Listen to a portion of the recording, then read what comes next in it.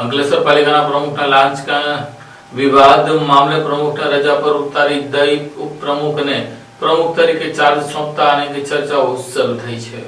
અંકલેશ્વર નગરપાલિકાના મહિલા પ્રમુખ લલિતાબેન રાજપુરોહિત સામે કોન્ટ્રાક્ટર પાસેથી ₹50,000ની માંગના આક્ષેપો સાથેની કથિત ઓડિયો ક્લિપ વાયરલ થતા સ્થાનિક રાજકારણમાં ગંભીર સંકટ ઊભું થયું છે। આ વિવાદ માત્ર એક વ્યક્તિ સામેના આક્ષેપ પૂરતો સીમિત નથી, પરંતુ શહેરી સ્વરાજ સંસ્થાઓમાં પારદર્શિતા, જવાબદારી અને રાજકીય નૈતિકતાના પ્રશ્નોને ફરી એકવાર કેન્દ્ર સ્થાને લાવે છે।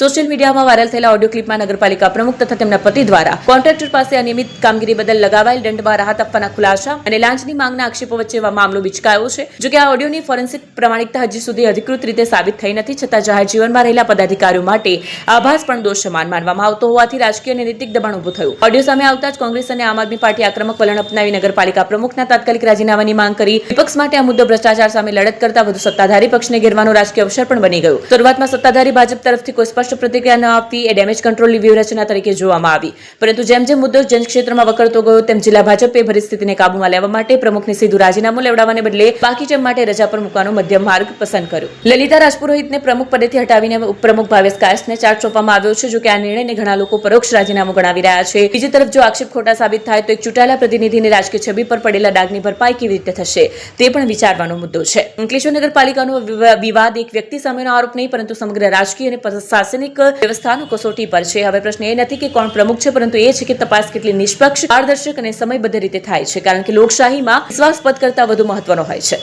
આજે સવારે પાલિકાના કોંગ્રેસના વિપક્ષી નેતા જહાંગીર ખાન પઠાણ, પૂર્વ નગરસેવક શરીફ કાનુગા, કોંગ્રેસી કાર્યકર્તાઓ વસીમ ફડવાલા સહિત અન્યો પાલિકા ખાતે પહોંચ્યા હતા અને નગરપાલિકા પ્રમુખની ચેમ્બરમાં જોતા પાલિકા પ્રમુખ લલિતાબેન રાજપુરોહિત તેમની પ્રમુખ પદની ખુરશીમાં બેઠા હતા। એ જોતા તેઓ વિરોધ કર્યો અને નગરપાલિકાના ઇતિહાસમાં અગાઉ ક્યારે લાંચ માંગી હોય તેવો કિસ્સો બન્યો ન હોવાની વાત ઉચ્ચારી નૈતિકતાના ધોરણે પ્રમુખથી રાજીનામું આપી દેવું જોઈએ તેવી માંગ ઉચ્ચારી। જો કે પ્રમુખ લલિતાબેન રાજપુરોહિતે જણાવ્યું કે હજુ આક્ષેપ સાબિત થયા નથી। આવા નાટ્યાત્મક ઘટનાક્રમે આજે નગરપાલિકામાં વરવા દ્રશ્યો જોવા મળ્યા હતા।